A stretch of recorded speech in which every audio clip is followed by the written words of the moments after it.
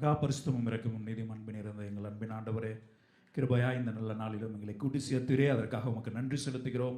கொஞ்சம் தகுதியற்ற எங்களை ஆண்டவரே தகுதிப்படுத்தினீர், பலப்படுத்தினீர். ஆண்டவரே கிருபையாய் உம்முடைய இரத்தத்தினாலே மீட்டு கொண்டீர், அதற்காக உமக்கு நன்றி செலுத்துகிறோம் ராஜா.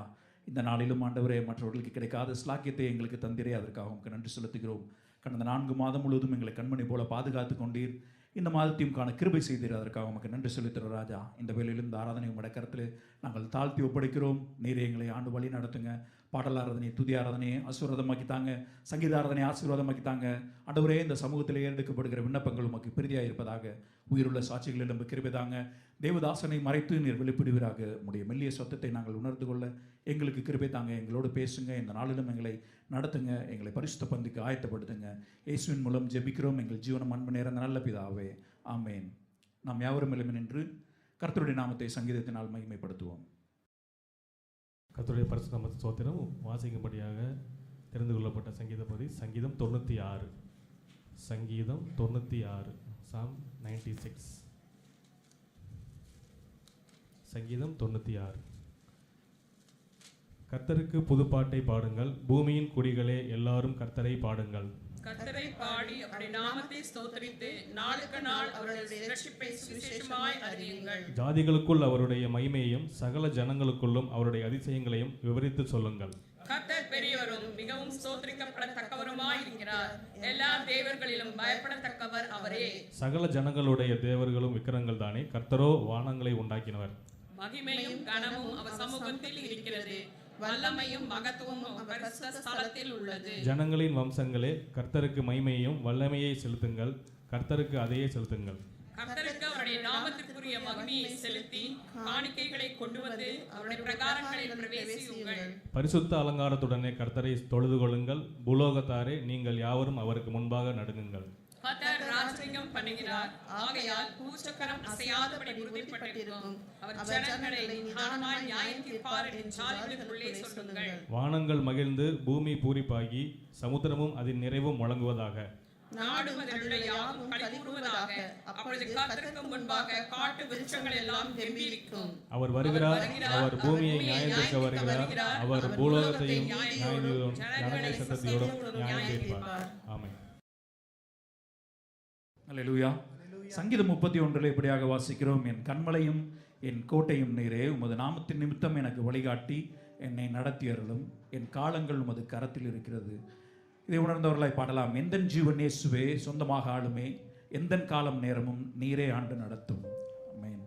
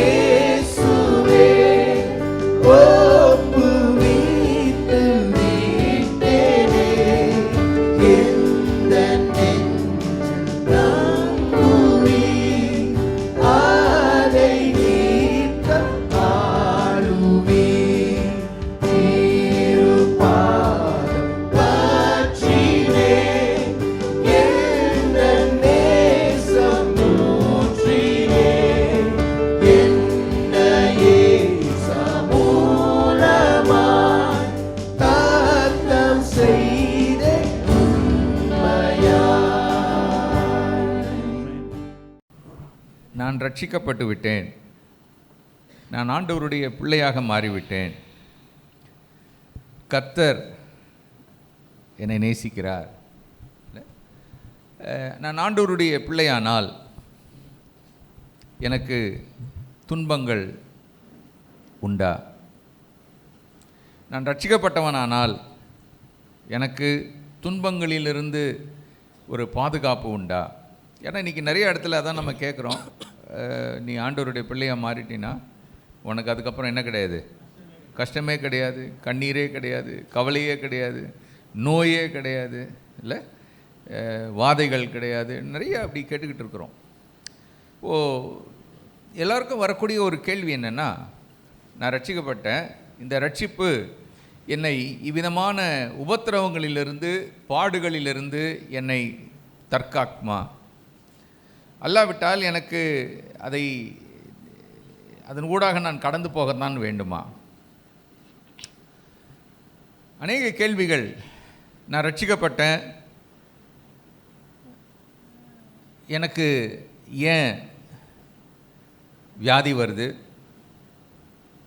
நான் ஆண்டவருடைய பிள்ளையாக இருக்கிறேன், ஏன் கல்யாணம் உடஞ்சி போகுது,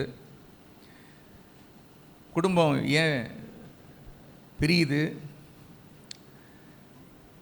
நான் கிறிஸ்தவனாக இருக்கிறேன், கர்த்தருடைய பிள்ளையாக இருக்கிறேன், என் பிள்ளைங்க ஏன் என்னை தொல்லை பண்ணுறாங்க, ஏன் எனக்கு பொருளாதார நெருக்கடி வருகிறது, ஏன் என்னை ஆண்டவர் இருண்ட பள்ளத்தாக்குகளின் ஊடாக நடத்துகிறார்? நிறைய கேள்வி. இப்படிப்பட்ட கேள்விகள் நம்ம எல்லாருக்கும் பல நேரங்களில் வந்துக்கிட்டு போயிட்டே இருக்கும். நான் சொல்கிறது உண்மைதானா? இவ்விதமான கேள்விகள் நமக்கு வருவது இயல்பு.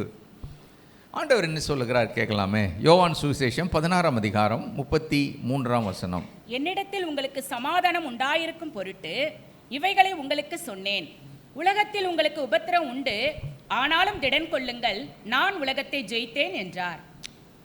உலகத்தில் உங்களுக்கு உபத்திரவம் யார் சொன்னது?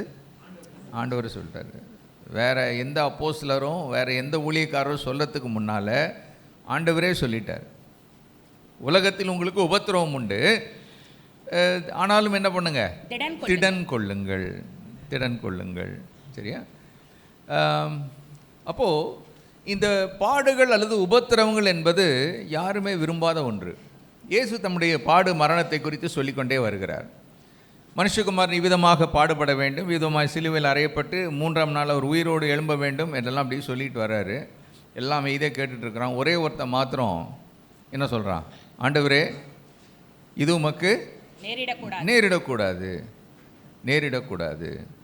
அப்போ என்னன்னு கேட்டால், ஒருவரும் பாடுகளையும் கஷ்டங்களையும் ஏற்றுக்கொள்ள நாம் ஆயத்தமாக இல்லை. ஆனால் ஆண்டவர் என்ன சொல்கிறாரு? உலகத்தில் உங்களுக்கு என்ன உண்டு? உபத்திரவம் உண்டு, உபத்திரவம் உண்டு. அப்போஸ்தலனாகிய பேதுரு தன்னுடைய நிருபத்தில் சொல்லும்போது, நீங்கள் பலவிதமான சோதனைகளில் அகப்படும் போது என்று எழுதுகிறார். பலவிதமான சோதனை, தமிழில் சோதனைன்னு பார்க்குறோம், ஆங்கிலத்தில் ஒரு மொழிபெயர்ப்பில் ட்ரிபுலேஷன்ஸ்ன்னு போடப்பட்டிருக்கு. பலவிதமான உபத்திரவங்களின் ஊடாக நீங்கள் கடந்து போகும்போது, அப்படின்னா என்னென்னா, பல இடங்களிலிருந்து பல நிலைகளிலே வித்தியாசமான உபத்திரவங்கள் அதன் ஊடாக கடந்து போகும்போது அப்படின்னு அர்த்தம். நம்ம வாழ்க்கையில் உபத்திரவத்தின் ஊடாக நாம் கடந்து போகும்போது ஆண்டவர் அதை பார்த்துட்டு, எனக்கு என்னப்பா ஆச்சரியமாக இருக்குது, என் பிள்ளை இவ்வளவு கஷ்டத்தின் ஊடாக போகிறான்னு சொல்லி அவர் ஆச்சரியப்படுகிறவர் அல்ல. ஆண்டவருக்கு எல்லாமே முன்குறித்தவர், முன் அறிந்தவர், எல்லாவற்றையும் அவர் அறிந்திருக்கிறார். நான் எவ்விதமான உபத்திரவத்தின் ஊடாக போய் கொண்டிருக்கிறேன் என்பதும் அவருக்கு நல்லா தெரியும். அது தெரிகிறது மாத்திரமல்ல, அதிலிருந்து என்னை எப்படி வெளியே கொண்டு வரணும்னு அவருக்கு நல்லா தெரியும். கர்த்தருடைய நாமத்துக்கு ஸ்தோத்திரம் உண்டாவதாக. ஏனென்றால் வேதத்தில் வாசிக்கிறோம், எபிரேயர் 13ஆம் அதிகாரம் 8ஆம் வசனம், ஹீப்ரூஸ் 13:8. இயேசு கிறிஸ்து நேற்றும் இன்றும் என்றும் மாறாதவராய் இருக்கிறார். இயேசு கிறிஸ்து என்னவா? மாறாதவர். கடந்த காலத்திலே நாம் உபத்திரவங்களின் ஊடாக போகும்போது நம்மை வழி நடத்தின அதே ஆண்டவர் இன்றைக்கும் அவர் எப்படிப்பட்டவராய் இருக்கிறார்? மாறாதவர். மாறாதவராய் இருக்கிறார். எதில் மாறாதவராய் இருக்கிறார் என்றால், என்னை தப்புவிக்க அவர் வல்லவராக இருக்கிறார். கர்த்தருடைய நாமத்துக்கு ஸ்தோத்திரம் உண்டாவதாக. ஹல்லேலூயா. அல்லேலூயா. நாம் துன்பப்படும் போது அல்லது உபத்திரவத்தின் ஊடாக போகும்போது பாடுகள் நம்ம என்ன செய்கிறது அப்படின்னு கேட்டால், நம்மை பலவீனப்படுத்துகிறது.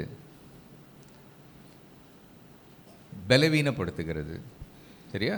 இப்படிப்பட்ட சூழ்நிலைகளின் ஊடாக போகும்போது நம்ம கேட்கக்கூடிய ஒரு கேள்வி என்னென்றால், ஏன் ஆண்டவரே எனக்கு இது நடக்குது? எல்லாரும் கேட்குற கேள்வி தான், நானும் கேட்பேன், நம்ம எல்லாரும் கேட்குற கேள்வி தான், ஏன் ஆண்டவரே எனக்கு இது நடக்குது? சரியா? இப்படிப்பட்ட காரியம் நடக்கும்போது நான் ஏதாவது தப்பு செஞ்சிட்டேனா?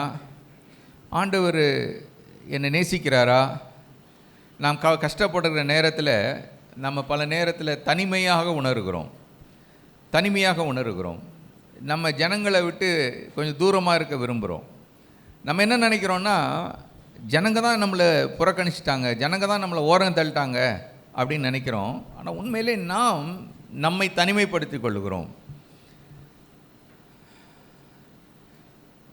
சில நேரத்தில் எந்த நினைவு வருதுன்னா, ஆண்டவர் கூட என்னை தனிமைப்படுத்திட்டார் போல இருக்குது, அவர் கூட என்னை மறந்துட்டார் போல இருக்குது, அவரும் என்னை கைவிட்டு விட்டார் போல இருக்குது அப்படின்ற நினைவு நம்ம எல்லாருக்கும் வரும்.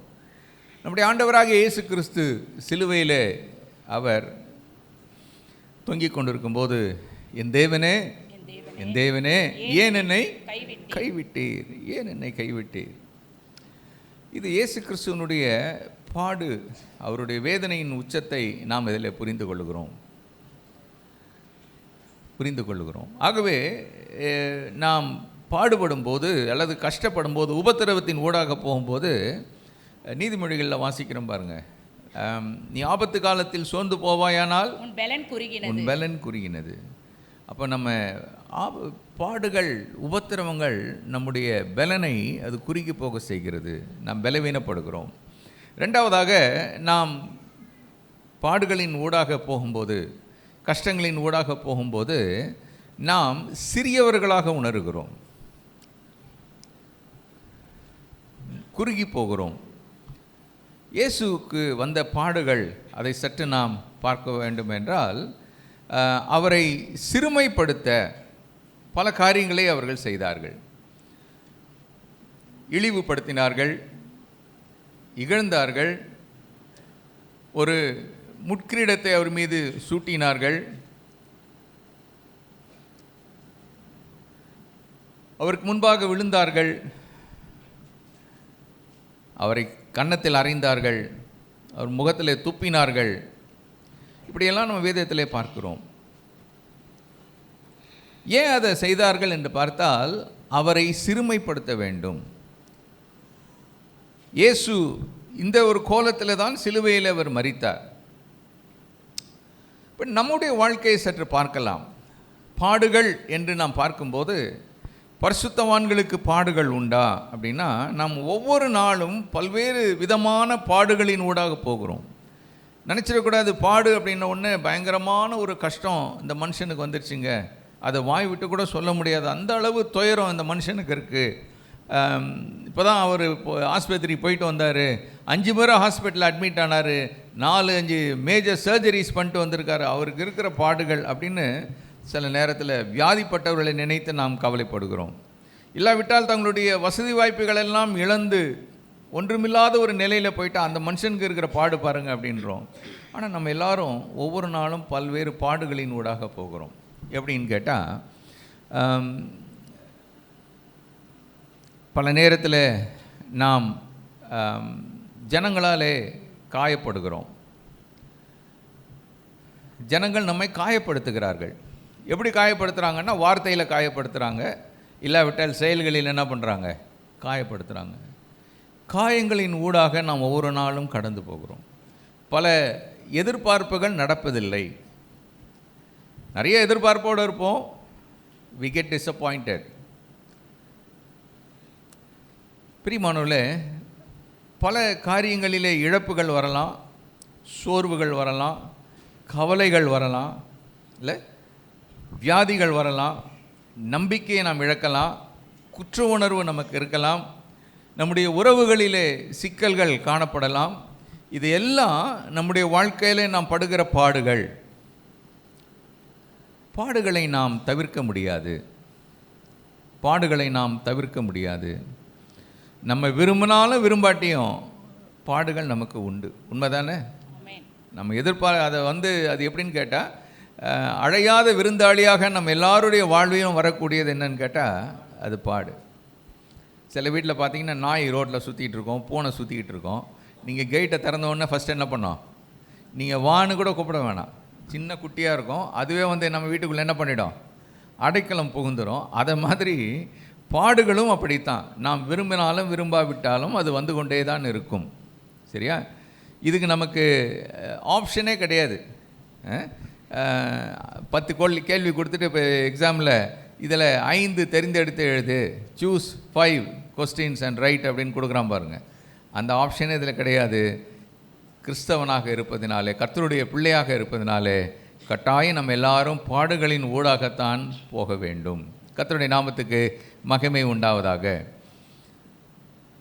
நம்முடைய வாழ்க்கையிலே குறுக்கிடக்கூடிய இந்த பாடுகள் நம்முடைய மகிழ்ச்சியை, சந்தோஷத்தை அது நம்மை விட்டு எடுக்கிறதாக இருக்கிறது. 2500 ஆண்டுகளுக்கு முன்பாக வாழ்ந்த சாலமோன் மிகப்பெரிய ஒரு ஞானி. அவர் வாழ்க்கையில் எல்லா மக்களையும் அப்படியே ஸ்டடி பண்ணிவிட்டு கொஞ்சம் பார்த்துட்டு கடைசியில் சொல்கிறாரு, வாழ்க்கைனா என்னையா அப்படின்னு கேட்டால் சொல்கிறாரு, வாழ்க்கை எல்லாமே மாயை மாயை மாயைன்றார். மாயின்னா என்னது? ஒன்றும் கிடையாது, வெறுமை. மாயின்னா வெறுமை. எப்படி வெங்காயத்தை உரிச்சா அதில் உள்ள ஒன்றும் இல்லையோ அது மாதிரி தான் வாழ்க்கை. பார்க்குறதுக்கு என்னமோ இருக்குது, அது இருக்குது, இது இருக்குது, இப்படி இருக்குது, அப்படி இருக்குது, எல்லாம் இருக்குது.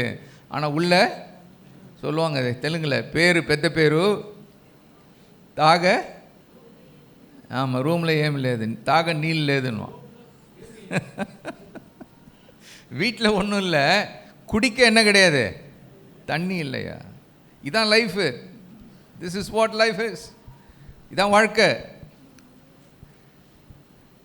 யோபு தன்னுடைய வாழ்க்கையில் உபத்திரவங்கள் வரும்போது, பாடுகள் வந்தபோது அவரும் இதை தான் ஃபீல் பண்ணியிருப்பார். இன்றைக்கி காலையில் வந்திருக்கிற நம்மில் அநேகர் பல்வேறு விதமான பாடுகளின் ஊடாக போய் கொண்டிருக்கலாம். அதை குறித்த சந்தேகங்களும் கேள்விகளும் உங்களுக்கு இருக்கலாம். சரியா? நம்முடைய நிம்மதியை பாடுகள் எடுத்து நம்மை சிறியவர்களாக்கி நம்மை பரிதவிக்கக்கூடியவர்களாக அநேக நேரத்தில் மாற்றி விடுகிறது. நாம் நம்பிக்கை இழக்கிறோம். இந்த உலகத்தில் நான் கூட ஒன்றுமே இல்லை, மாயை என்று அவன் சொன்னது போல நான் ஒன்றுமில்லை என்ற நிலைக்கு பாடுகளின் ஊடாக நாம் போகும்போது நம்மை நாமே நினைக்க தூண்டுகிறது. பிரியமானவர்களே, இந்த பாடுகள் நம்மை மேற்கொள்ள முடியுமா? பாடுகள் நம்மை ஆளுகை செய்ய முடியுமா? சரியா? அப்படின்னா நிச்சயம் முடியும். நாம் இவைகளை ஆளுகை செய்யணும். மாறாக அவைகள் நம்மை ஆளுகை செய்யும்போது, நம்மை மேற்கொள்ளும் போது அது என்ன பண்ணுதுன்னு கேட்டால், நம்முடைய நம்பிக்கையை இழக்க செய்கிறது, நம்முடைய மதிப்பை இழக்க செய்கிறது, நம்முடைய அடையாளத்தை இழக்க செய்கிறது. இன்னொன்று சொல்லணும்னா, நம்மையே முழுமையாக இந்த பாடுகள் இழக்க செய்கிறது. கர்த்தருடைய நாமத்துக்கு ஸ்தோத்திரம். ஆனால் இந்த பாடுகளை நாம் மேற்கொள்ள முடியுமா என்றால் முடியும். கிறிஸ்தவர்கள் ஏன் பாடுபடுகிறார்கள்? ஏன் கிறிஸ்தவர்கள் கர்த்தருடைய பிள்ளைகள் ஏன் பாடுபடுகிறார்கள்? சரியா? பழைய ஏற்பாட்டிலும் சரி, புதிய ஏற்பாட்டிலும் சரி, நாம் அதை படிக்கும்போது பல காரணங்கள் இந்த பாடுகளுக்கு சொல்லப்பட்டிருக்கிறது. சில காரியங்கள் ஒத்துப்போகிறதாகவும் காணப்படுகிறது. பிரியமானவர்களே, நம்முடைய கிறிஸ்தவ வாழ்க்கையில் பயணத்தில் பல பாடுகள் நாமும் அவைகளை கடந்து முன்னோக்கி போக வேண்டும். ரோமர் 8:18 பவுல் சொல்றாரு, ஆதலால் இக்காலத்து பாடுகள் இனி நம்மிடத்தில் வெளிப்படும் மகிமைக்கு ஒப்பிடத்தக்கவைகள் அல்லவென்று எண்ணுகிறேன். பாடுகள் இக்காலத்துக்குரியவை.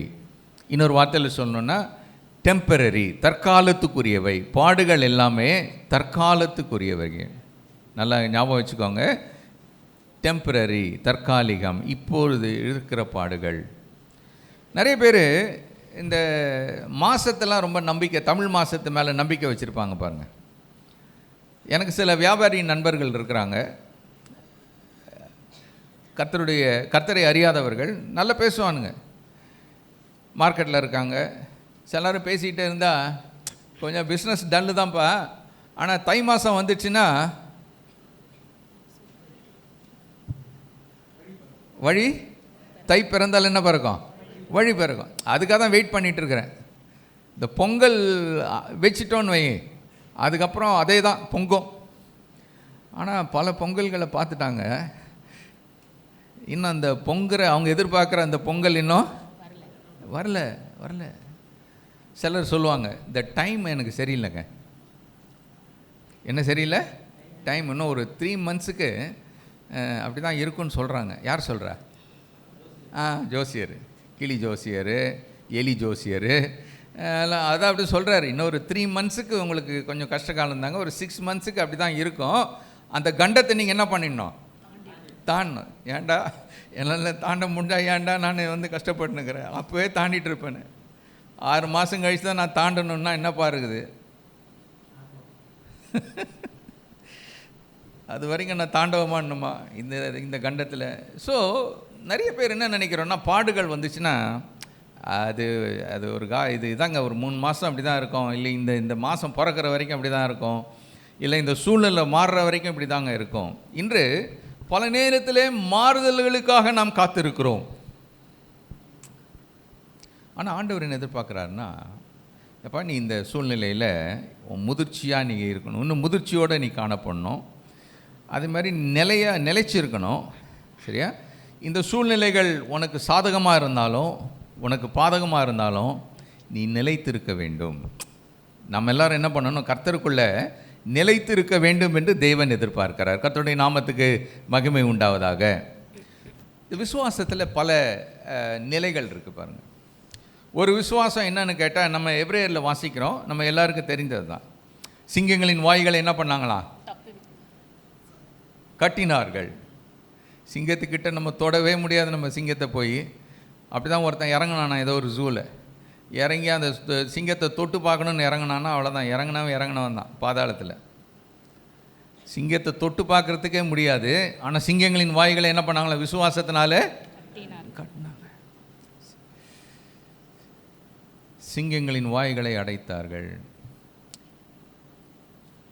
இன்னொரு கூட்டத்தை பார்க்குறோம், அது என்னன்னு கேட்டால், சிங்கங்களுக்கு இரையாக போடப்பட்டவர்கள், அக்கினிக்கு இரையானார்கள், கல்லெறிந்து கொல்லப்பட்டார். இப்போது எல்லாரும் யாரை ரொம்ப விசுவாச வீரர்கள் நம்ம சொல்லுவோன்னு கேட்டால், சிங்கங்களின் வாய்களை அடைத்தவங்கள தான் நம்ம என்ன சொல்லுவோம்? பாருங்கள், அவர் ரொம்ப பவர்ஃபுல்லுங்க. அவர் தி நேம் ஆஃப் ஜீசஸ் அப்படின்னாருன்னா எல்லாம் பொத்துன்னு என்ன பண்ணுறாங்க? பேய் பிசாஸ் எல்லாம் அப்படியே விழுந்து ஓடுதுங்க. என்ன பவர்ஃபுல் மேன் அவர் இல்லை? எவ்வளோ பேருக்கு கை கால்லாம் வராதவங்க அங்கே போய் ஜாம் பண்ணோன்னு சுகமாயிட்டாங்க. So we claim those people to be more powerful, having more faith. ரொம்ப விசுவாசம் அவங்களுக்கு இருக்குதுங்க அப்படின்னு நினைக்கிறோம். நல்லது, இல்லைன்னு சொல்லலை. அதை விட விசுவாசம் யாருக்கு அவசியம் தெரியுமா?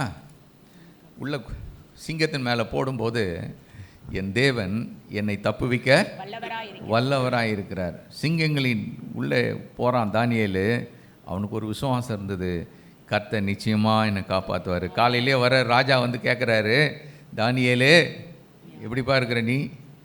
ஜீவனுள்ள தேவனுடைய தாசனே. நீ யாருக்கு ஊழியக்காரன்பா? ஜீவனுள்ள தேவனுக்கு ஊழியக்காரன். நீ உள்ளே போனியப்பா, எப்படி இருக்கிற அப்படின்னு அதிகாலையிலே இவர் ராஜா கேட்குறாரு. எதுக்கு ரொம்ப விசுவாசம் தேவை தெரியுமா? இதுக்கு தேவை. உள்ளே போடும்போதும் 3 எபிரேய வாலிபர் இருந்தாங்க பாங்க. எங்களை தப்புவிக்க அவர் வல்லவர், தப்புவியாமல் போனாலும். சரியா? இன்றைக்கி காலையில் நமக்கு இருக்க வேண்டிய விசுவாசம் என்னென்னா, இந்த பாடுகளிலிருந்து எங்கள் தேவன் எங்களை தப்புவிக்க வல்லவர், அவர் தப்புவியாமல் போனாலும் நாங்கள் அவரை விட்டு என்ன பண்ண மாட்டோம்? சொல்லுங்களேன், போக மாட்டோம். நிறைய பேர் விசுவாசத்துக்குள்ளே வராங்க, இயேசுவை ஏற்றுக்கொள்கிறாங்க, ஞானஸ்தானம் பெறுறாங்க, கொஞ்ச நாள் உற்சாகமாக இருப்பாங்க. அதுக்கப்புறம் ஆளே பார்க்க முடியாது, ஆளே பார்க்க முடியாது. என்னுடைய சரீரத்தில் தோலில் வந்து ஒரு சின்ன வியாதி ஒன்று வந்தது. பல ஆண்டுகளாக நான் அதில் ரொம்ப கஷ்டப்பட்டேன். என்ன மாதிரியே ஒருத்தர் தாம்பரம் மார்க்கெட்டில் கஷ்டப்பட்டார். அப்போது நான் சொன்னேன்ப்பா, இது வந்து கொஞ்ச நாள் கஷ்டமாக தான் இருக்கும், ஆனால் நீ இதை பயப்படாத, சரியாயிடும் அப்படின்னு. இவர் ஒரு சபைக்கு, எங்கள் வீட்டு பக்கத்தில் உள்ள ஒரு சபைக்கு போகிறவர், நல்ல மனுஷன், புதுசாக ஆண்டவரை அறிஞ்சு ரொம்ப உற்சாகமாக இருந்தார். அப்புறம் அவர் தன்னுடைய மருத்துவத்தெல்லாம் என்னென்னமோ பார்த்தார். அதை நான் ஒன்றும் சொல்லறதுக்கு இல்லை, அது அவர் விருப்பம் விட்டேன். அவர் திடீர்னு ஒரு நாள் இறந்துட்டார்.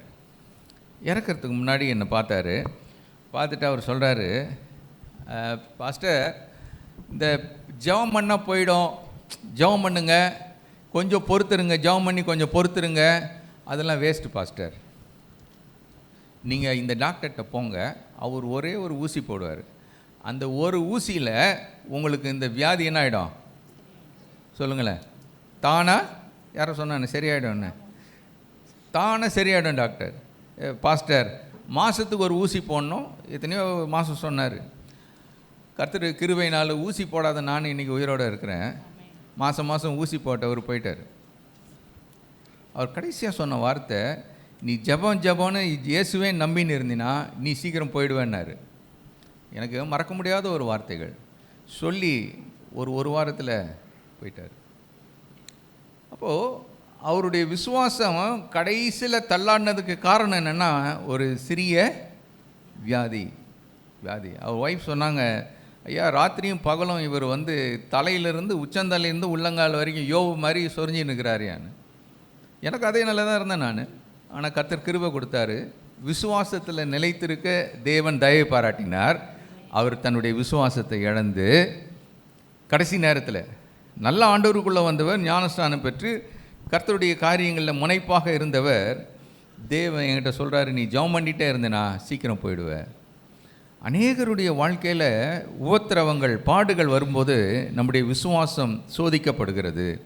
என்னை கேட்டுக்கொண்டிருக்கிற அன்பானவர்களே, அநேக காரணங்கள் கிறிஸ்தவர்கள் பாடுபடுவதற்கு இருந்தாலும் ஒரு சிலவற்றை நான் உங்கள் முன்பாக நான் வைக்க விரும்புகிறேன். முதலாவது காரணம் பாவம். பாடுகளுக்கு காரணம் பாவம். யாருடைய பாவம்? ஆண்டவர் மனிதனை பூரணமாக படைத்தார். அவனை படைக்கும்போது நித்தியமாய் வாழ்வதற்காக தேவன் மனிதனை படைத்தார், தம்முடைய சாயலிலே படைத்தார். இந்த மனிதன் பாவம் செய்யும்போது அவனுக்கு என்ன விளைவுகள் உண்டாகும் என்று ஆண்டவர் தெளிவாக சொன்னார். இதை புசிக்கும் நாளிலே நீ சாகவே சாவாய், உன் நிமித்தம் பூமி சபிக்கப்பட்டிருக்கும். ஆண்டவர் ரொம்ப அழகாக சொல்லிட்டாரு. ஆனால் இதெல்லாம் மனுஷன் கீழ்ப்படியாமையினாலே, ஏவாளும் ஆதாமும் இந்த தவறை செய்தபடியினாலே அவர்கள் பாவத்துக்கு உட்பட்டார்கள். பூமி சபிக்கப்பட்டது, மனுக்குலம் சபிக்கப்பட்டது, துன்பம் உண்டானது, வேர்வை உண்டானது, வியாகுலம் உண்டானது, வருத்தம் உண்டானது. மகிழ்ச்சியோடு இருக்க படைக்கப்பட்ட மனிதனுடைய வாழ்க்கையில் இதெல்லாம் ஒன்றொன்னா வருது. தாவீது என்ன சொல்கிறான்னு கேட்கலாமே. 38ஆம் சங்கீதம் 5ஆம் வசனம்.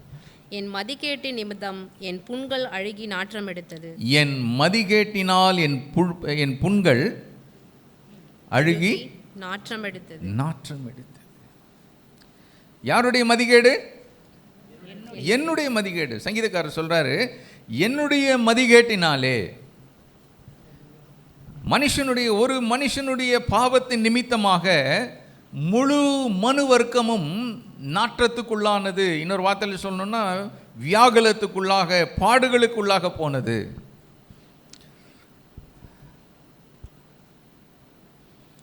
மோசே 90ஆம் சங்கீதத்தில் என்ன சொல்றாரு? வாசிக்கலாம். 90ஆம் சங்கீதம் 11ஆம் வசனம். உமது கோபத்தின் வல்லமையையும் உமக்கு பயப்படத்தக்க விதமாய் உமது உக்கிரத்தையும் அறிந்து கொள்ளுகிறவன் யார்? கோபத்தின் வல்லமை, உம்முடைய உக்கிரம், இதை அறிந்து கொள்ளுகிறவன் யார்? சில நேரங்களிலே நாம் கடந்து போகிற பாடுகள் நம்முடைய தனிப்பட்ட பாவங்களின் விளைவாக கூட இருக்கலாம். அன்றைக்கு யூதர்களுக்கு ஒரு நம்பிக்கை இருந்தது, வியாதி பாவத்தின் நிமித்தமாக வருகிறது என்ற ஒரு நம்பிக்கை. நம்ம எல்லாருக்கும் தெரியும், ஒரு பிறவி குருடனை கொண்டு வருகிறார்கள், இயேசுவினிடத்தில் கொண்டு வருகிறார்கள். இதை குறித்து யோவான் 9ஆம் அதிகாரத்தில் வாசிக்கிறோம். சீஷர்கள் இயேசுவை பார்த்து கேட்குறாங்க, ஆண்டவரே, இவன் குருடனாய் பிறந்தது இவன் செய்த பாவமா, இவனை பெற்றோர்கள் செய்த பாவமா? பாவத்தின் விளைவாக பாடுகள், வியாதிகள். திமிர்வாதக்காரனை கூரையை பிரித்து இறக்குறாங்க, மார்க்கு சுவிசேஷத்தில் வாசிக்கிறோம். அவனை பார்த்து இயேசு என்ன சொல்கிறாரு? மகனே, உன் பாவங்கள் மன்னிக்கப்பட்டு. சொன்ன உடனே அவன் என்ன பண்ணிட்டான்? தன் படுக்கை எடுத்துக்கொண்டு அவன் நடக்கிறான். கவனிங்க, அப்போது இந்த வியாதிக்கும், இன்னொரு வார்த்தையில் சொல்லணும்னா இந்த கஷ்டத்துக்கும் இந்த பாவத்துக்கும் ஏதோ சம்பந்தம் இருக்கா அப்படின்னா, இந்த வேத பகுதிகளின் ஆதாரத்தில் நம்ம பார்க்கும்போது உண்மையில் இருக்குது. ஆனால் எல்லா வியாதியும் பாவத்தின் நிமித்தம் மாத்திரம் வருவதில்லை.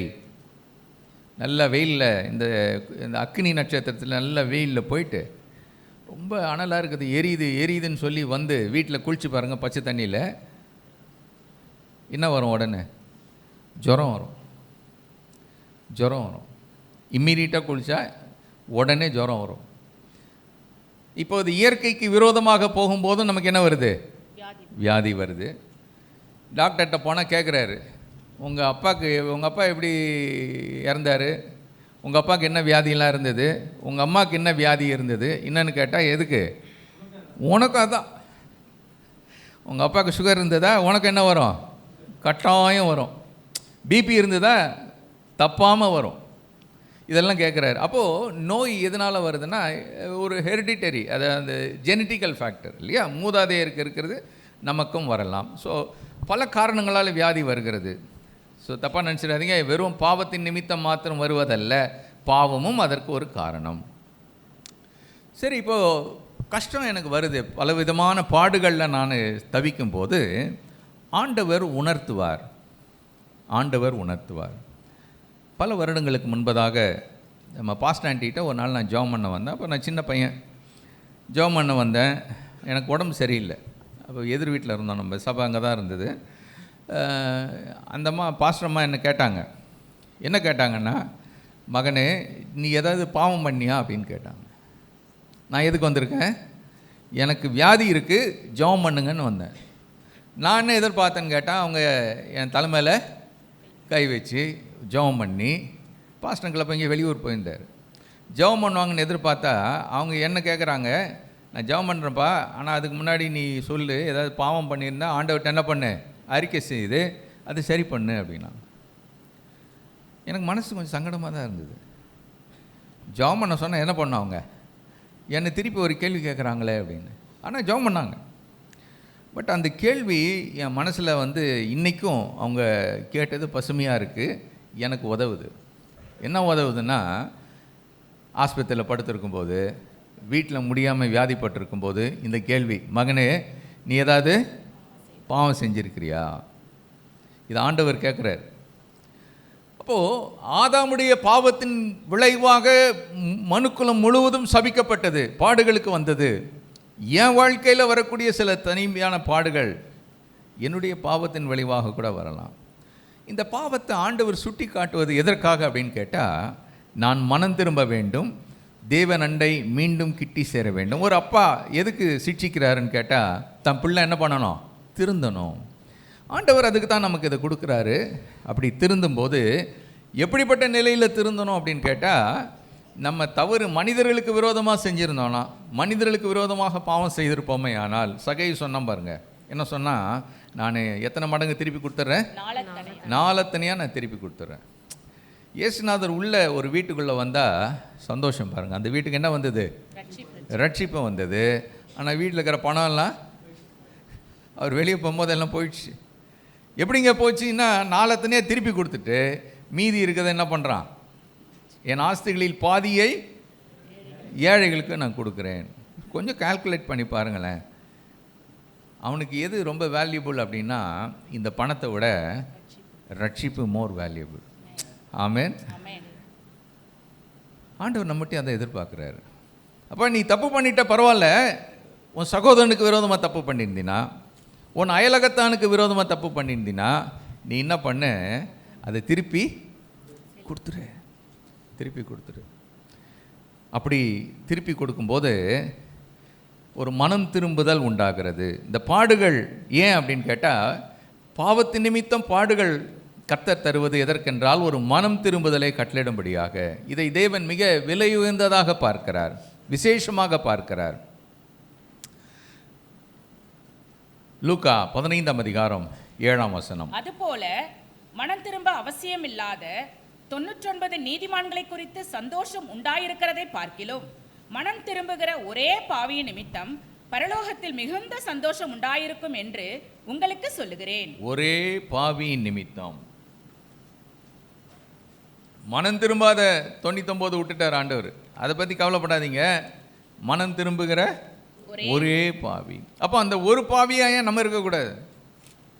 பரலோகத்தில் சந்தோஷம் உண்டாக வேண்டும் என்றால், தேவன் சந்தோஷப்பட வேண்டும் என்றால், நம்ம ஏற்றுக்கொள்ள வேண்டுமே என்றால், நாம் மனம் திரும்புவது மாத்திரமல்ல, நாம் செலுத்த வேண்டிய கடன்களை, இன்னொரு வார்த்தையில் சொல்லணும்னா, ஏமாத்தினது, மனுஷருக்கு விரோதமாக ஏமாற்றி எதையெல்லாம் வைத்திருக்கிறோமோ அவைகளை எல்லாம் நாம் திருப்பி செலுத்துவது பாவ மன்னிப்பை பெறுவதற்கான பூரண நிலைக்கு கடந்து போதல்.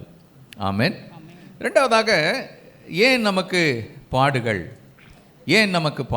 என்று நாம் பார்க்க வேண்டும் என்றால், ஊழியம் செய்கிறதுனால நமக்கு பாடுகள் உண்டு. ஆண்டவராகிய இயேசுவை குறித்து நாம் அறிவிப்பதினாலே நமக்கு பாடுகள் நிச்சயம் உண்டு. பிரியமானவர்களே, புதிய ஏற்பாட்டில் அதிகமாய் நாம் அப்போஸ்தலர் நடவடிக்கைகளில் பாடுகளை குறித்து பார்க்கிறோம். கர்த்தருடைய ஊழியக்காரர்கள், அப்போஸ்தலர்கள் எவ்விதமாக சிறைக்கு தள்ளப்பட்டார்கள், சுவிசேஷத்தை அறிவித்ததினாலே எவ்விதமான பாடுகளுக்கு உள்ளே சென்றார்கள் என்பதையெல்லாம் நாம் பார்க்கிறோம். இந்த பாடுகளின் ஊடாக சென்ற தெசலோனிக்கே திருச்சபை அந்த நிலையிலே அவங்க எப்படி இருந்தார்கள் என்பதை குறித்து பவுல் பாராட்டுகிறார். 1 தெசலோனிக்கேயர். நீங்கள் சகிக்கிற சகல துன்பங்களிலும் உபத்திரவங்களிலும் பொறுமையையும் விசுவாசத்தையும் காண்பிக்கிறது நிமித்தம் உங்களை குறித்து நாங்கள் தேவனுடைய சபைகளில் மேன்மை பாராட்டுகிறோம். 2 தீமோத்தேயு 1:4. 2 தீமோத்தேயு 1:4. நாங்கள் மேன்மை பாராட்டுகிறோம். எதை குறித்து மேன்மை பாராட்டுகிறோம்? மீண்டும் வாசிங்கம்மா. உங்களுக்குள்ள என்ன இருக்கு?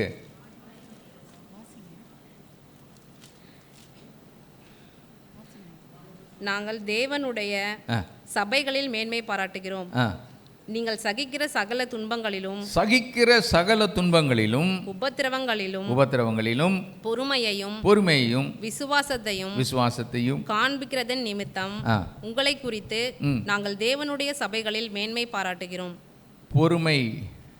இந்த உபத்திரவத்தின் நேரத்தில் உங்களுக்குள்ளே இருக்கிற பொறுமையை குறித்து நாங்கள் மேன்மை பாராட்டுகிறோம், சந்தோஷப்படுகிறோம் என்று சொல்லுகிறார்.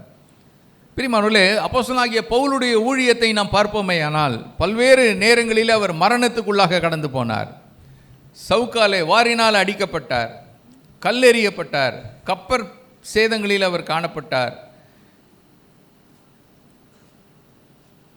எப்பொழுதுமே பாடுகளின் மத்தியிலே அவர் வாழ்ந்து கொண்டிருந்தார். தன்னுடைய கஷ்டத்தை பவுல் சொல்லும்போது 2 கொரிந்தியர் 11ஆம் அதிகாரம் 23 28 வரைக்கும் சொல்லும்போது, தான் கடந்து வந்த சுவிசேஷத்தின் நிமித்தம் பட்ட பாடுகளை மிக அருமையாக அவர் எழுதி கொண்டு வருகிறார். வாசிக்கலாம். 2 கொரிந்தியர் 11ஆம் அதிகாரம் 23 முதல் 28. அவர்கள் கிறிஸ்துவின் ஊழியக்காரரா? நான் அதிகம் புத்தீனமாய் பேசுகிறேன். நான் அதிகமாய் பிரயாசப்பட்டவன், அதிகமாய் அடிப்பட்டவன், அதிகமாய் காவல்களில் வைக்கப்பட்டவன், அநேக தரம் மரண அவதியில் அகப்பட்டவன். யூதர்களால் 1 குறைய 40 அடியாக 5 தரம் அடிப்பட்டேன். 3 தரம் மிலாறுகளால் அடிப்பட்டேன். 1 தரம் கல்லெறியுண்டேன். 3 தரம் கப்பல் சேதத்தில் இருந்தேன். கடலிலே ஒரு ராப்பகல் முழுவதும் போக்கினேன். அநேக தரம் பிரயாணம் பண்ணினேன். ஆறுகளால் வந்த மோசங்களிலும், கல்லரால் வந்த மோசங்களிலும், என் சுய ஜனங்களால் வந்த மோசங்களிலும், அந்நிய ஜனங்களால் வந்த மோசங்களிலும், பட்டணங்களில் உண்டான மோசங்களிலும், வனாந்தரத்தில் உண்டான மோசங்களிலும், சமுத்திரத்தில் உண்டான மோசங்களிலும், கள்ள சகோதரரிடத்தில் உண்டான மோசங்களிலும், பிரயாசத்திலும் வருத்தத்திலும், அநேக முறை கண் விழிப்புகளிலும், பசியிலும் தாகத்திலும், அநேக முறை உபவாசங்களிலும், குளிரிலும் நிர்வாணத்திலும் இருந்தேன். இவை முதலானவைகளை அல்லாமல் எல்லா சபைகளை குறித்தும் உண்டாயிருக்கிற கவலை என்னை நாள்தோறும் நெருக்குகிறது. ஒரு பக்கம் சரீர உபத்திரவம், இன்னொரு பக்கம் மனசுக்குள்ள என்ன இருக்கு? மன வருத்தம் இருக்குது, கவலை இருக்குது, சபைகளை குறித்த கவலை. நல்ல கவனிப்போம். இது யாருக்கு அப்படின்னு கேட்டால் அப்போஸ்தலனாகிய பவுலுக்கு. சபையை துன்பப்படுத்தி இப்பொழுது சபைக்காக குரல் கொடுக்கிற அப்போஸ்தலனாகிய பவுலுக்கு இந்த ஒரு நிலை வந்தது. சரி, இவனுக்கு மட்டும்தானா இது அப்படின்னு பார்த்தா, பழைய ஏற்பாட்டில் ஆண்டவருக்காக பக்தி வைராக்கியமாய் வாழ்ந்த ஒரு மனிதர்லே ஒருவர் யாருன்னா தாவீது. தாவீது தன்னுடைய பாடுகளின் மத்தியிலே அவர் கர்த்தருக்காக உண்மையோடு கூட இருந்தார். 139ஆம் சங்கீதம் 21, 22 வசனங்களை வாசிக்கலாம். கர்த்தாவே, உம்மை பகைக்கிறவர்களை நான் பகையாமலும் உமக்கு விரோதமாய் எழும்புகிறவர்களை அருவருக்காமலும் இருப்பேனோ? முழு பகையாய் அவர்களை பகைக்கிறேன், அவர்களை எனக்கு பகைஞராக எண்ணுகிறேன். யாருக்கு பகைஞர்? யாரு? ஆண்டவருக்கு பகைஞர், எனக்கு பகைஞர். யாருக்கு? தாவீது சொல்றாரு, யாரெல்லாம் ஆண்டவருக்கு பகைஞரோ அவரெல்லாம் யாருக்கு பகைஞர்? எனக்கு பகைஞர். கவனிங்களேன், ஆண்டவரை தாவீதின் நாட்களிலேயே வெறுத்தவர்களும் இருந்தார்கள். அவங்க யாரை ரொம்ப வெறுப்பாங்க அப்படின்னு கேட்டால், ஆண்டவருடைய பிள்ளைகளை வெறுப்பார்கள். நல்ல கவனம் வைத்து கொள்ளுங்க. மக்கள் நம்மை வெறுக்கிறார்கள் என்றால் காரணம் என்னன்னா, நம்முடைய ஆண்டவரை அவர்கள் என்ன பண்ணுறாங்க? முதலாவது வெறுக்கிறாங்க. நம்முடைய ஆண்டவரை குறித்த தெளிவு அவர்களுக்கு இல்லை இல்லை இல்லை. அதனால் ஆண்டவரை வெறுக்கிறவர்கள் ஆண்டவருடைய பிள்ளைகளையும் என்ன செய்வார்கள்? வெறுப்பார்கள். நல்லா ஞாபகம் வைத்துக்கொள்வோம். இதுதான் சுவிசேஷத்தின் நிமித்தம், இல்லாட்டால் கிறிஸ்துவின் நிமித்தம் நாம் படுகிற பாடுகள். இப்போ இவ்விதமான பாடுகள் ஒரு தகப்பன் தன் பிள்ளையை சிக்ஷித்து தன்னண்டை சேர்த்து கொள்வதற்கு, பாவம் செய்யும் போது சேர்த்து கொள்வதற்கு உண்டாகிற பாடுகளை போன்றதல்ல. இவ்விதமான பாடுகள் நான் கிறிஸ்துவை போல என்னை மாற்றுவதற்கு உண்டாகும் பாடுகள் அல்ல. பல நேரத்திலே நம்முடைய நன்மைக்காக தேவன் இவைகளை செய்கிறார். ஆனால் இந்த பாடுகள் எல்லாம் நமக்கு ஒரு நோக்கத்தோடு கொடுக்கப்படுகிறது. என்னன்னு கேட்டால், இந்த பாடுகளின் ஊடாக நாம் நிலைத்திருந்து தொடர்ந்து கர்த்தருடைய பணியை செய்ய வேண்டும். ஆமென். நாம் முதலாவது நிலைத்திருக்கணும். ரெண்டாவது, நற்காரியங்களை செய்வது, நற்கிரியைகளை செய்வதில் தொய்வு ஏற்பட்டு விடக்கூடாது, பின்தங்கி விடக்கூடாது. ஹல்லேலூயா. இதற்காகத்தான் ஆண்டவர் இவைகளை நமக்கு அனுமதிக்கிறார். வாசிக்கலாம். ரோமர்களின் நிருபம் 8ஆம் அதிகாரம் 18ஆம் வசனம். ஆதலால் இக்காலத்து பாடுகள் இனி நம்மிடத்தில் வெளிப்படும் மகிமைக்கு ஒப்பிடத்தக்கவைகள் அல்லவென்று எண்ணுகிறேன். ஆமென். ஹல்லேலூயா. இந்த பாடுகள் இனி வரப்போகிற மகிமை, இது ரெண்டுமே கம்பேர் பண்ணி பார்த்தா வரக்கூடிய மகிமை இதை விட மிக பெரிதாக இருக்கும் என்று பவுல் நமக்கு குறிப்பிடுகிறதை நாம் அறிய வேண்டும். மூன்றாவதாக, கிறிஸ்தவர்கள் ஏன் துன்பப்படுகிறார்கள்? முதலாவது சொன்னேன், எது நிமித்தம் துன்பம்? பாவத்தின் நிமித்தம் துன்பம் என்று சொன்னேன். ரெண்டாவது சொன்னேன், எது நிமித்தம்? கிறிஸ்துவின் நிமித்தம் துன்பம். மூன்றாவது, காரணமே இல்லாத துன்பம். என்ன துன்பம்? என்ன இப்படி ஒரு காரணம் இருக்கா? காரணமே இல்லாத என்னங்க? எதுக்கு?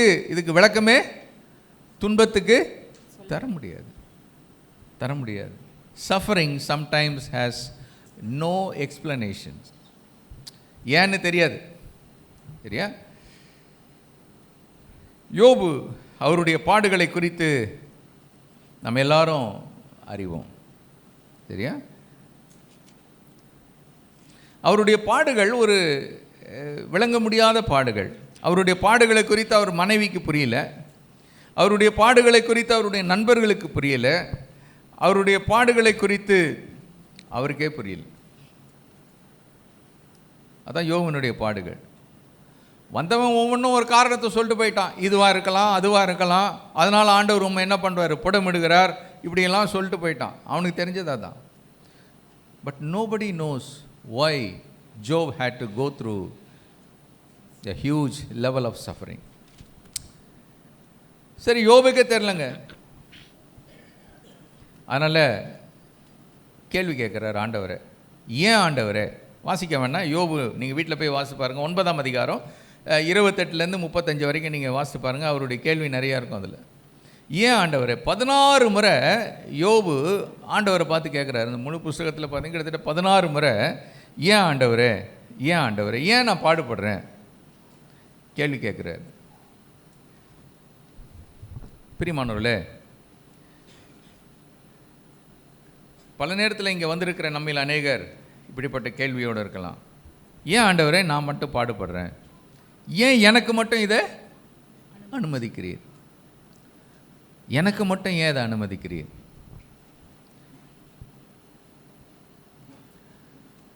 யோபு ஆண்டவரை பார்த்து ஏன் ஆண்டவரேன்னு கேட்க, ரைட், காரணம் என்னன்னு கேட்டால், யோபுடைய வேதனை, அந்த வேதனையின் நடுவிலே அவர் யாரை பார்க்க முடியலன்னா ஆண்டவரை பார்க்க முடியாமல் கேட்குறாரு.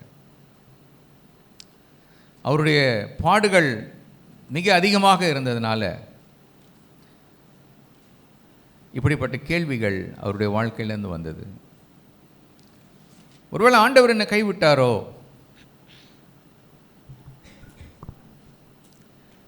இப்படிப்பட்ட உபத்திரவத்தின் மத்தியில் தேவன் எங்கே? பிரியமானவர்களே, நம்முடைய வாழ்க்கையில் கூட சரீர வேதனை, மனதளவில் இருக்கக்கூடிய மன உளைச்சல்கள், இவைகளெல்லாம் இவ்விதமான கேள்விகளை கேட்க தூண்டலாம். யோபுடைய வாழ்க்கை பரீட்சிக்கப்பட்டது, அவருடைய விசுவாசம் பரீட்சிக்கப்பட்டது.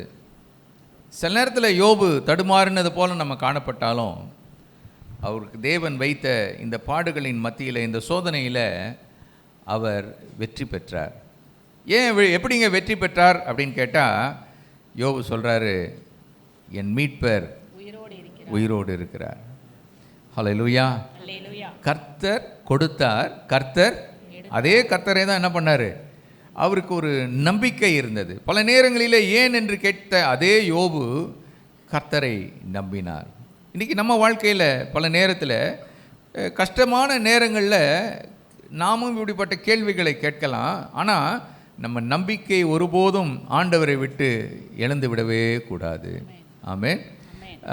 அவருக்கு புரியல, பல காரியங்கள் புரியல, ஆனாலும் ஆண்டவரை நம்பினார். இப்போ நம்ம லைஃப்பில் சில காரியங்களை நம்ம பிரயாசப்படுவோம், எப்படி கஷ்டத்துலேருந்து வெளியே வர்றதுன்னு சில பிரயாசங்களை எடுத்து பார்ப்போம். எதை பண்ணாலும் ஒரு விமர்சனமும் இருக்காது. என்ன ஆண்டவரை என்ன பண்ணுறது? ஒன்றும் பண்ண வேணாம்ப்பா. அவர் ஒன்று சொல்கிறாரு, அதெல்லாம் என்கிட்ட கொடுத்துரு. உன்னால் ஒன்றும் பண்ண முடியாதுன்னு உனக்கு தெரிஞ்சிருச்சுல்ல, அதை என்ன பண்ணிவிடு, என்கிட்ட கொடுத்துரு, நான் பார்த்துக்கிறேன்.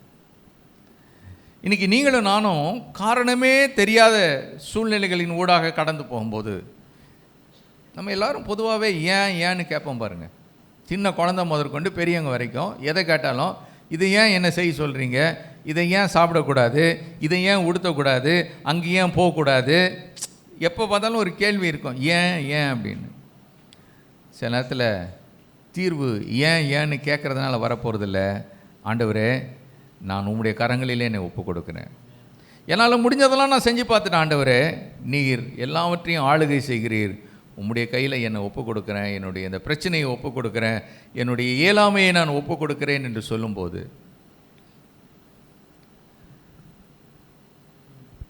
ஆண்டவர் நமக்காக செய்ய வல்லவர். ஆமென். நம்முடைய கற்பனைகளுக்கு, நம்முடைய யோசனைகளுக்கு அப்பாற்பட்டு தேவன் கிரியை செய்கிறார். நமக்கு தெரியாது பல நேரத்தில் ஆண்டவர் நமக்காக எவ்விதமாக செயல்படுகிறார் என்பது நமக்கே தெரியாது. ஏன் தெரியாது?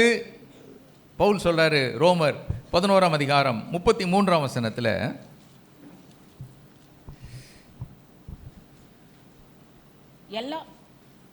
தேவனுடைய ஐஸ்வரியம், ஞானம், அறிவு என்பவைகளின் ஆழம் எவ்வளவா இருக்கிறது.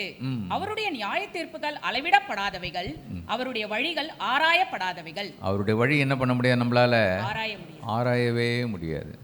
இந்த கஷ்டங்களின் மத்தியிலும் ஆண்டவர் நமக்காக செயல்பட்டு கொண்டிருக்கிறார் என்பதை நம்மால் என்ன பண்ண முடியாது, ஆராய முடியாது. எண்ணி முடியாதவைகளை அவர் செய்கிறார், ஆராய முடியாதவைகளை அவர் செய்கிறார். பிரியமானவர்களே, இந்த பெரிய பெரிய சூளை இருக்குது பாருங்கள், ஃபர்னஸ், உருக்கு ஆலை அப்படின்வாங்க தமிழில். இந்த உருக்கு ஆலையில் பலவிதமான உலோகங்களை போட்டு என்ன பண்ணுவாங்க, அதை உருக்குவாங்க. நம்ம ஊரில் பேர்ச்சம்பழம்னு விற்றுட்டு போகிறோம் பாருங்கள். இப்போ பேர்ச்சம்பழம் இல்லை, பேர்ச்சம்பழத்துக்கு பதில் என்ன கொடுத்துட்றான், கையில் காசு கொடுத்துட்றான்.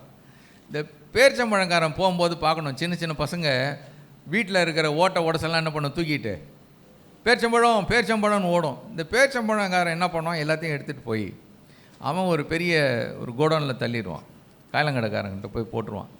அங்கே கொண்டு போய் எல்லாத்தையும் போட்டதுக்கப்புறம் அதை பிரிப்பான், தனித்தனியாக பிரித்து ஓட்டை உடசல் இரும்பு, துருப்பிடிச்ச இரும்பு எல்லாத்தையும் கொண்டு போய் ஒரு உருக்கு ஆலையில் போடுவான். முன்ன கும்மிடி பூண்டியில் ஒரு பெரிய உருக்கு ஆலை இருக்கும், அங்கேருந்து ட்ரெயினில் வரும்போது பார்க்கலாம். இப்போ இருக்கானன்னு தெரில, பெருசு, எல்லா ஊர்பட்ட குப்பையும் அதில் உள்ள தூக்கி போடுவானுங்க. போட்டால் எல்லாம் எரியும். இதுக்கு அது உருக்கு ஆலையில் வந்து ஒரு டெம்பரேச்சர் வச்சுருப்பான். என்ன டெம்பரேச்சர்னு கேட்டால், இந்த கசடாலாம் உருகி இது மறுபடியும் இதை வந்து ரீஷேப் பண்ணி அதுக்கு ஒரு வடிவத்தை கொடுக்கணுன்னா எந்த டெம்பரேச்சர் வச்சா கரெக்டாக இருக்கும். இதுக்கு குறைச்சி வச்சாலும் இது வேலை செய்யாது, அதிகமாக கூட்டினாலும் எல்லாம் எரிஞ்சு புகையாக போயிடும். அதுக்கு ஒரு லிமிட் உண்டு. அதுக்கு ஒரு கண்ட்ரோலர் ஒருத்தன் இருப்பான், அதுக்கு ஒரு கண்ட்ரோல் இருக்கும், சுவிட்சு, தெர்மோஸ்டாட் சுவிட்ச் அப்படின்வாங்க. என்ன சுவிட்ச் அது, தெர்மோஸ்டாட்.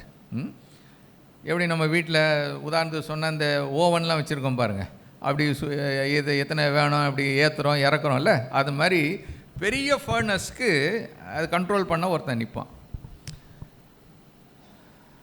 அவனுடைய வேலை என்னென்னா, இதுக்கு இந்த உருக்கு ஆலைக்கு எவ்வளவு டெம்பரேச்சர் கொடுக்கணும் கரெக்டாக கொடுப்பான். அப்போ தான் அது அடுத்து இது உருகி உள்ளே போன கசடா எல்லாம் வெளியே வந்து அதுக்கு வேறு ஒரு வழி வச்சுருப்பான், அது போயிடும். அந்த இரும்பு மறுபடியும் வேறொரு வடிவத்தில் அயன் ராட் இல்லை இரும்பு கம்பிகளாக அது வெளியே வரணும். அது வரணுன்னா எவ்வளவு ஹீட்டு வேணும். அவன் நிறையாவும் கொடுக்க மாட்டான், குறையாகவும் கொடுக்க மாட்டான், கரெக்டாக கொடுப்பான். உள்ளே போகிறது பழசாக போகும், வெளியே வர இரும்பு புதுசாக வரும். ஆமென். உள்ளே போகிறது எப்படி போகும், எல்லா கசடு கடி தேவையில்லை கழிவு எல்லாம் போகும். பேரிச்சம்பழங்காரன் எதெல்லாம் வாங்கினானோ எல்லாம் உள்ளே போகும். வெளியே வரும்போது பளபளப்பான ஒரு இரும்பு ராடு ஒன்று வரும்.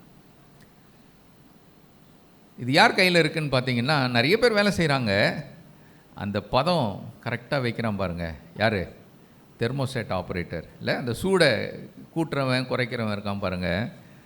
அதே மாதிரி நம்முடைய ஆண்டவர் நம்ம லைஃப்பில் நம்முடைய திராணிக்கு மேலே நம்ம சோதிக்க மாட்டார். ஆமென். எந்த அளவு கஷ்டத்தை நீங்களும் நானும் தாங்க முடியுமோ அந்த அளவுக்கு தான் நம்மளை கொண்டு போவார். இதுக்கு விளைவு ஒன்று இருக்குது. என்ன விளைவுன்னா, அவர் என்னை புடமிட்ட பின்பு நான் ஹல்லேலூயா. தொடர்ந்து பாஸ்டர் பேசும்படி கேட்கிறேன்.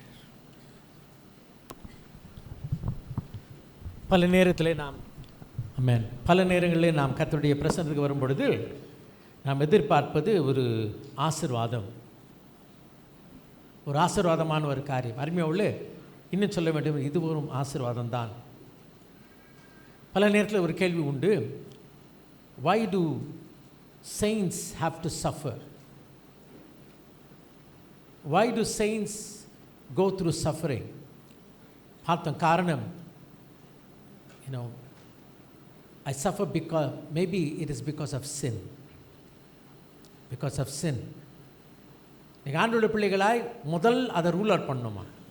உடைய வாழ்க்கையில் ஒரு பாடு கஷ்டம் வரும்போது முதல்ல முட்டி போட்டு அறிக்கை செய்யணும், ஆண்டவரே ஏதாவது உமக்கு பிரியமில்லாத காரியம், உம்மை வேதனைப்படுத்தின காரியம் ஆண்டவரே உண்டோ என்று நம்மை ஆராய்ந்து பார்க்க வேண்டும். முதல்ல அது பாவம், அதை அறிந்து கொள்ளலாம், அதை மறைக்க வேண்டாம். அடுத்தது பார்க்கிறோம் then we see கிறிஸ்துவ நிமித்தம், because of a savior. ஹல்லேலூயா. கிறிஸ்துவின் பொருட்டு நெருக்கப்பட்டால் பாக்கியம். ஆமென். ஹல்லேலூயா, ஹல்லேலூயா. Thirdly, we see sometimes we don't know why we suffer. It's a mystery. It's a suspense. தெரியல, கடைசி வரைக்கும் யோபுக்கு தெரியல. It's a suspense. ஆமென். ஆனால் கடைசியில் பார்க்கிற மறுமையாக உள்ள இந்த பாடலூடாக இன்னும் மேன்மையான in a sublime manner he makes me a supreme product. Hallelujah. ஏன் ஐயா பரிசுத்தவான்களுக்கு பாடு? பரிசுத்தவான்கள் ஏன் பாடு? முதலாவது பார்க்கிறோம், பாவம் ஒரு காரணம். ஆமென். நம்முடைய பாவங்களை அறிக்கை செய்யணும் ஐயா. இரண்டாவது பார்க்கும் பொழுது நம்முடைய பிதா ஆண்டவர் நிமித்தம் என்ன பண்ணுறோம், நம்ம பாடுபடுகிறோம். மூன்றாவது பார்க்கும் பொழுது தெரியலம்மா, புதிராய் காணப்படுகிறது. அருமையாக உள்ள நான்காவது பார்க்கும் பொழுது நான் இதன் மூலமாய் ஒரு புதுமை அடைகிறேன். ஹல்லேலூயா. வாசிக்கலாம் அருமையாக உள்ள 1 பேதுரு 4 அதிகாரம் 12 வசனத்தை வாசிக்கலாம். 1 பேதுரு 4:12 வாசிக்கலாம்.